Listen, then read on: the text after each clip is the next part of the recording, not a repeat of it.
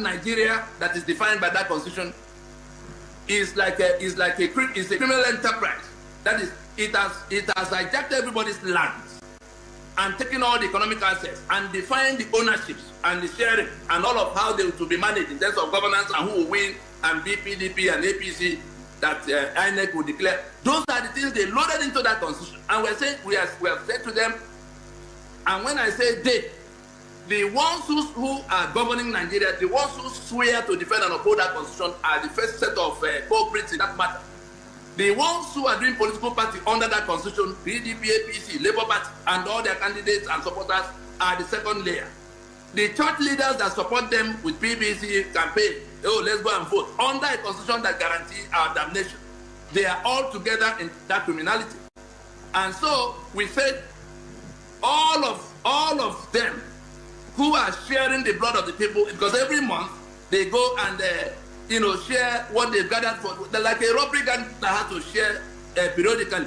And so we say, can't we come to our senses now to see that this place will go up in smoke if we don't find answers for all of those who are saying no, all of those who are choking, all of those who are now facing death from expropriation that has happened to them all these many years.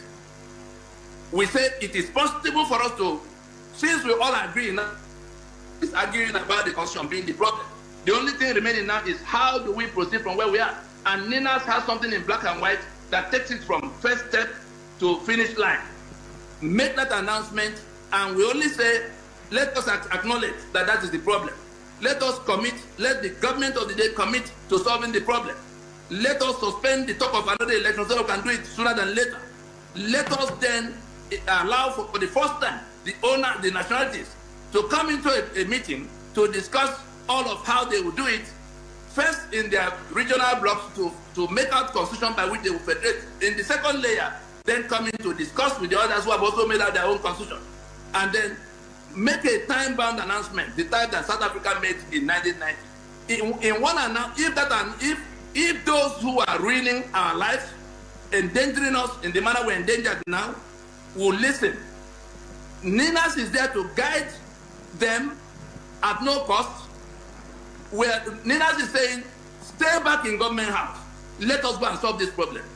The big problem that is coming ahead is that while the ones who are there now, the ones who are saying, oh, they are not doing well, we're going to replace them in 2027, we are going to rally those who are choking in unitary Nigeria on a head-on coalition with the political parties that are planning to go to election in 2027.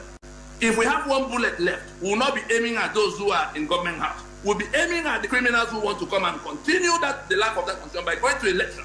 The populace don't know. All right. The people dying don't know. The ones deceiving them are the politicians who are saying to them, come, I will provide leadership, when the constitution is the problem. Peter Obi says it is leadership that is the problem when he knows that the constitution is the problem. And I'm not saying it from sidelines. I'm saying it as somebody who was engaged in. And you heard him say it in 2021 that the Nigeria is like a vehicle with a knocked engine. Where did he find the engine to load obedient movement people? Look at Utomi going about preaching big tent and the new tribe. They all know that the constitution is the problem. Sowore knows that the constitution is the problem. Under which constitution are they all going to contest? By which constitution will they govern if they manage to win? And how are they going to win this fellow who came from the flanks to grab a mandate, the mandate that the people in their refusal to listen went to vote under that constitution? The constitution swallowed that mandate, and yet they cannot learn. So we say the time has come for either they listen for us to go to a meeting, or they get ready to contend with the head-on coalition with the victims of unitary Nigeria.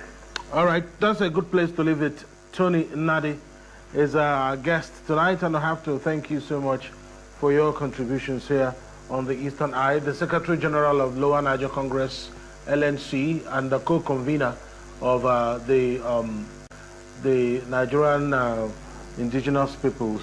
That's, of course, I mean, there's a lot to talk about. I think we'll have to fix another date to have a much more expanded discussion on this so that we'll know exactly how the indigenous nationalities can indeed engage and be of assistance and guide whoever wants to listen on what needs to be done. Thank you so much for your perspectives on the program tonight.